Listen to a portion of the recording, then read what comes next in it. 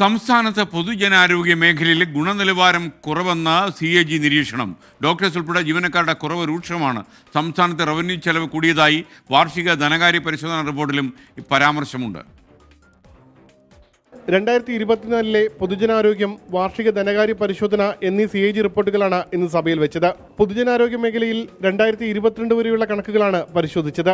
ഡോക്ടർമാരുടെയും specialist ഡോക്ടർമാരുടെയും ആരോഗ്യ പ്രവർത്തകരുടെയും കുറവ് ചികിത്സാ ഗുണനിലവാരത്തെ ബാധിച്ചു. രോഗികൾക്ക് അസൗകര്യമുണ്ടാക്കുന്നു.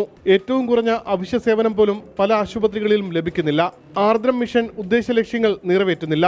മരുന്നുകൾ ആവശ്യത്തിനെത്തിക്കുന്നതിൽ KMSEL വീഴ്ച പറ്റി. മരുന്നുകളുടെ ഗുണനിലവാരം ഉറപ്പാക്കാനും നടപടിയുണ്ടായിട്ടില്ല. ആവശ്യത്തിന് മരുന്നില്ല എന്ന പരാതികളും വ്യാപകമാണ്. മരുന്ന് വാങ്ങാനുള്ള ടെൻഡർ മാനദണ്ഡങ്ങളിൽ ഗുരുതര വീഴ്ച വരുത്തി.